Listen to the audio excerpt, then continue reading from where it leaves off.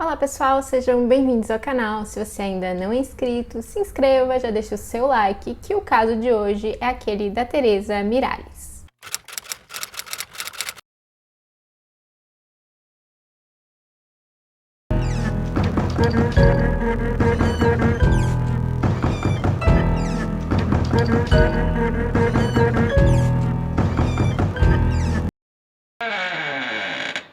O caso que eu vou contar hoje ocorreu em 2018, em Valência, na Espanha. Elizabeth é filha da Teresa Miralles e, assim como a mãe, ela mora em Valência, na Espanha. E no verão de 2018, Elizabeth foi junto com o marido e uma parte da família passar uns dias em um sítio. A Teresa, entretanto, não foi e ela ficou no apartamento que ela morava sozinha, em Valência. E na época dos fatos, a Teresa estava com 82 anos. Naquele verão fez muito calor e o ar-condicionado da Teresa estava com um problema, estava com um defeito.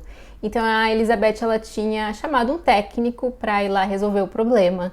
Então assim que a Elizabeth ficou sabendo o dia que esse técnico ia poder ir ao apartamento da Teresa, ela ligou para a mãe para poder avisar.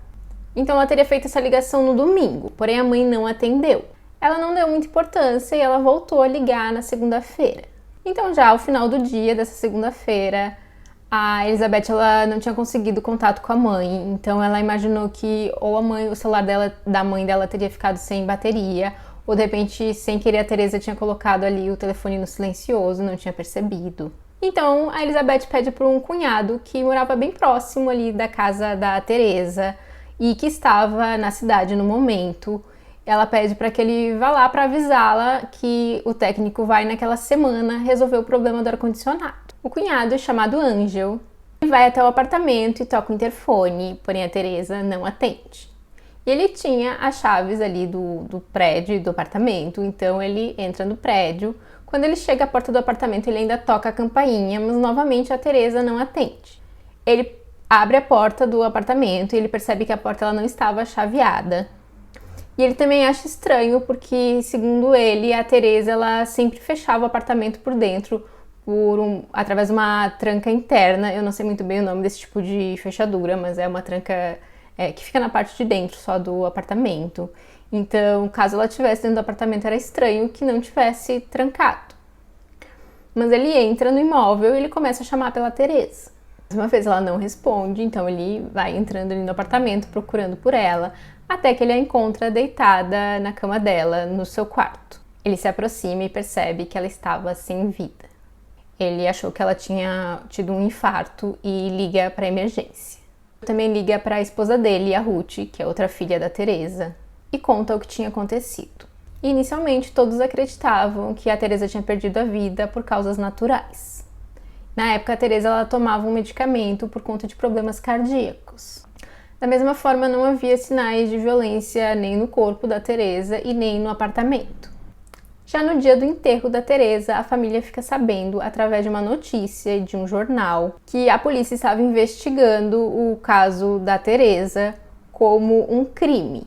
Ao observar o corpo da Teresa, a médica forense responsável percebeu alguns sinais que indicavam que possivelmente a Teresa não tinha perdido a vida por causas naturais. Eles concluem que a Teresa teria perdido a vida no dia 19 de agosto, que foi aquele domingo, um dia antes dela ser encontrada, nas últimas horas do dia ou nas primeiras horas do dia 20, e que a causa da morte teria sido asfixia mecânica por sufocação, que poderia ter sido causada, por exemplo, pelo criminoso utilizando uma almofada ou um travesseiro. A polícia começa então a investigar o caso. Eles começam verificando o apartamento da Teresa em busca de alguma evidência, mas como eu falei antes, não havia nenhum sinal de violência tanto no imóvel nem no corpo da Teresa. Também não havia nenhum sinal de entrada forçada no local. Por essa razão, a polícia começou trabalhando com a hipótese da Teresa conhecer o criminoso. Então, o criminoso seria alguém ou que tinha a chave do apartamento, como por exemplo um familiar, ou então alguém que a Teresa conhecia o suficiente para abrir a porta e deixar a pessoa entrar. E como eu mencionei antes, os familiares eles ressaltaram que a Teresa deixava sempre aquela tranca interna fechada, então era mais provável que ela tivesse aberto a porta para o criminoso. E havia um cofre no quarto da Teresa que estava escondido dentro de um armário. Ele ficava ali atrás de algumas roupas. E lá ela costumava guardar algumas joias e ela também tinha uns apartamentos que ela alugava. Então, nesse cofre, ela também deixava as calções que essas pessoas pagavam quando entravam no apartamento. Mas esse cofre ele estava fechado e a família não encontrou a chave.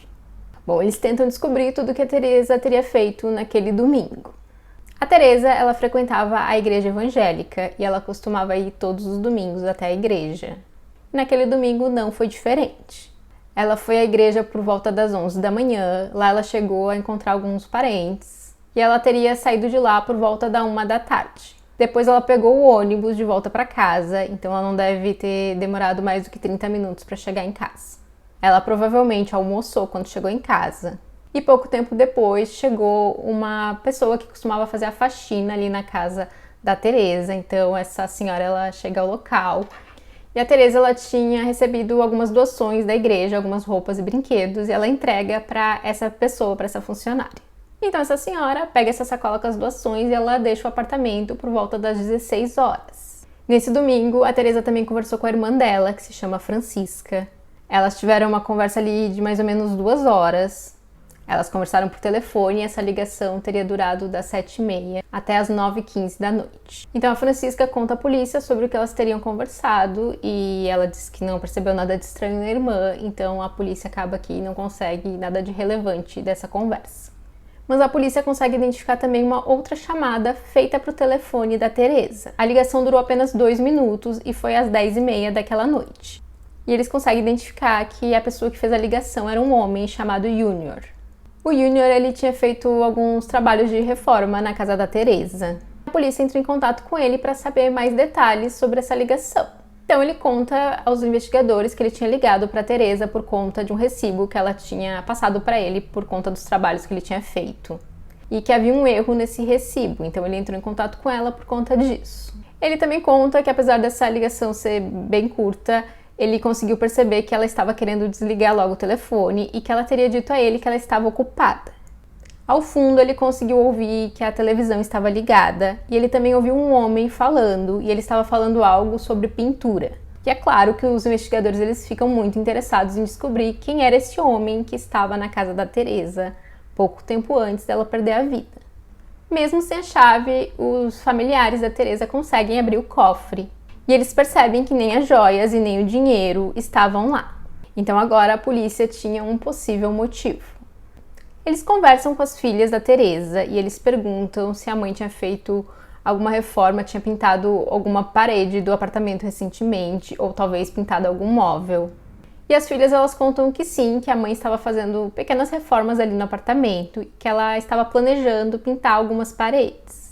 E elas contam que havia ali uma pequena empresa que era responsável por fazer esse serviço. E essa empresa era composta pelo Agassi, que era o responsável por essa empresa de reformas, e mais 2 funcionários. O Gevorg, que era primo dele, e um outro funcionário chamado Maies. Os 3 eles são da Armênia e apesar de já estarem há algum tempo na Espanha, um dos funcionários ainda tinha uma certa dificuldade em falar espanhol. De qualquer forma, a polícia chama os 3 para um interrogatório. A polícia imagina que eles podiam ter conhecimento do cofre, já que eles já tinham feito alguns serviços ali no apartamento, e então em algum momento eles poderiam ter visto. O Agassi, ele conta que ele tinha um bom relacionamento com a Teresa e com os familiares da Teresa. Ele conta inclusive que ele tinha um casal de amigos que tinha vindo da Armênia passar uns dias na Espanha e que a Teresa tinha alugado um apartamento para esse casal. E esse apartamento ficava no mesmo prédio que a Teresa morava. Ele conta aos investigadores que o último dia que ele conversou com a Teresa foi no dia 16 de agosto e que ele iria sair de férias, então ele deixou os 2 funcionários responsáveis por ir até a casa da Teresa, porque eles tinham que tirar ali algumas medidas. Eles ficaram encarregados de ir até o apartamento da Teresa no dia 20, que seria a segunda-feira. O Gevorg, ele conta que ele e o Maies estiveram no local no dia 20, na segunda-feira, como combinado, e que eles tocaram o interfone, porém a Teresa ela não atendeu. Eles conseguiram entrar no prédio, provavelmente por conta daquele casal de amigos conhecido deles. Eles devem ter interfonado para eles, eles deixaram eles entrar. Então, quando eles chegam na porta do apartamento da Teresa, eles tocam a campainha, mas a Teresa também não atende. Então, eles ligam pro telefone dela e eles dizem que eles conseguiram ouvir o telefone tocando dentro do apartamento, porém ela também não atendeu. Eles então vão embora, achando que talvez ela tivesse esquecido o que eles tinham combinado de lá naquele dia. O Maies, ele conta o mesmo que os demais, porém ele traz uma informação nova. Ele conta que no domingo, no dia 19, ele esteve no apartamento daqueles amigos deles da Armênia, que moravam ali no mesmo prédio que a Teresa. Que ao conversar com os amigos teriam dito que eles tinham vontade de ficar mais uns dias. E então o Myers ele se ofereceu para ir conversar com a Teresa sobre esse assunto, já que era ela que alugava o apartamento para eles. Ele vai lá no apartamento, toca a campainha, ela sem problema algum deixa ele entrar. Então ele conversa com ela sobre esse assunto e ele aproveita também e conversa ali algumas coisas sobre aquele serviço, aquele trabalho de pintura que eles iam fazer ali nas paredes. Ele também conta que enquanto ele esteve lá, ela teria atendido a uma ligação. Com isso, a polícia acredita que o Myers era o homem que o Junior teria ouvido ali ao fundo da ligação, aquele homem que ele disse que estava conversando exatamente sobre pintura. E embaixo das unhas da Teresa, eles tinham conseguido coletar um DNA. Possivelmente era o DNA do criminoso. Eles acreditavam que a Teresa tinha tentado se defender, então colocou as unhas ali nas mãos do criminoso. Então a polícia testa o DNA do Myers. Porém o resultado é negativo. O DNA encontrado nas unhas da Teresa não pertencia ao Myers. É claro que os investigadores tinham ficado esperançosos em encontrar o homem que esteve ali na casa da Teresa pouco tempo antes dela perder a vida, porque tinha grandes chances de ser o criminoso. Porém agora era como se eles tivessem perdido as esperanças. Mas não por muito tempo. Isso porque eles verificam ali aquele histórico de ligações e eles percebem que o telefone do Junior, no momento que ele fez a ligação para Teresa, havia recebido sinal de uma torre de telefone que ficava próximo ao apartamento da Teresa. E quando interrogado, o Junior ele teria dito que no momento que ele fez a ligação, ele estava no clube, que não ficava ali na mesma região. Ou seja, ele tinha mentido sobre essa informação, o que despertou o interesse dos investigadores. Eles então verificam as outras ligações que Junior teria feito aquela noite. E cerca de 45 minutos depois da ligação que ele fez para Teresa, ele fez uma outra ligação. E essa ligação também foi captada nessa mesma torre de telefone. E essa ligação tinha sido feita para um homem chamado Vicente. Os investigadores eles conseguem falar com o Vicente. O Vicente ele era gerente do clube em que o Junior disse estar. Através dos sinais do celular do Junior, a polícia descobre que ele realmente esteve nesse clube na tarde de domingo, mas que ele teria saído de lá e por volta das 9h30 ele foi até provavelmente a casa dele, já que o telefone indicava ali um sinal numa torre de celular próximo ao local onde ele morava. Já às 10h26 da noite foi captado o sinal do celular dele na torre de celular que ficava próximo à casa da Teresa. Já às 11h35 dessa mesma noite foi captado mais uma vez ali na região onde ficava o clube. E de fato o Vicente conta aos investigadores que o Junior ele esteve no clube naquela tarde de domingo. E ele teria contado a ele que ele precisava ir urgentemente a Cuba. O Junior ele é cubano e ele contou que o filho dele, que tinha 13 anos na época, estava ali andando em más companhias. Então ele queria ir a Cuba para buscar o filho para morar com ele na Espanha. Mas para isso ele precisava de dinheiro, então ele teria mencionado que conhecia uma senhora que guardava dinheiro em casa e que ele estava pensando em roubar esse dinheiro. O Vicente também conta que o Junior voltou já à noite, por volta das 11 horas da noite, no clube, que ele teria dito a ele que ele fez algo ruim. E ele acaba confessando que tirou a vida da senhora. O Vicente também conta que ele viu no banco do passageiro do carro do Junior um saco que continha algumas joias. E a polícia encontra uma ligação do Junior para uma casa que comprava ouro apenas 2 dias após o crime. Nesse local, eles conseguem a informação que o Junior teria vendido algumas joias a eles e eles conseguem ali mostrar quais que eram essas joias. Então a polícia faz uma fotografia dessas joias e manda para as filhas da Teresa. E elas confirmam que aquelas joias pertenciam à mãe. Em junho de 2019, o Junior ele é detido. Porém, ele conta que o Vicente era o verdadeiro culpado. Ele conta que ele esteve aquela tarde daquele domingo com o Vicente no clube e que o Vicente ele precisava de dinheiro por conta de uma dívida por causa de substâncias ilícitas. Então, o Junior ele teria dito que ele conhecia uma senhora que guardava dinheiro em casa. Então, o Vicente planejou ir até esse local para poder roubar o dinheiro. Ele foi até o apartamento da Teresa, porém o Junior ele disse que ele ficou no carro e apenas o Vicente subiu. Então, o Vicente teria roubado ali as joias, o dinheiro, e teria tirado a vida da Teresa.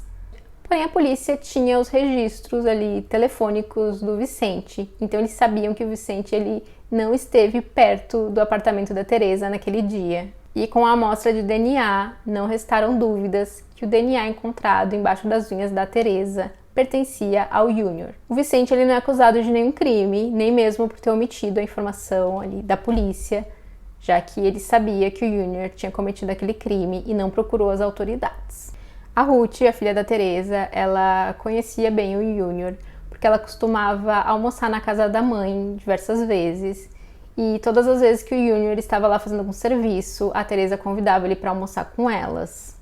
Então ela havia ali almoçado diversas vezes junto com o Júnior e a mãe. E ela disse que ele sempre foi muito simpático e sempre tratou a Teresa muito bem. Em uma ocasião, entretanto, na época que o Júnior estava fazendo alguns trabalhos na casa da Teresa, havia desaparecido uma quantia de dinheiro. Porém, a Teresa não tinha certeza se tinha sido o Júnior que tinha pego essa quantia. Então ela acabou contando isso às filhas apenas um tempo depois. A polícia acredita que o Júnior, quando ligou para a Teresa, pediu para poder subir no apartamento, provavelmente com a desculpa de tratar da questão do recibo que estava ali com algum erro. Então ela provavelmente deixou ele subir sem suspeitar de nada. Já no apartamento ele teria de alguma forma rendido a Teresa e a obrigado a dar a chave do cofre. Então ele pegou o dinheiro, as joias e depois ele tirou a vida da Teresa utilizando uma almofada. Ele então deixou o local, colocou ali os pertences no banco do passageiro e foi até o clube. Lá ele confessou o crime para o gerente do clube, o Vicente. O Júnior ele foi a julgamento, foi considerado culpado e recebeu a sentença de prisão perpétua.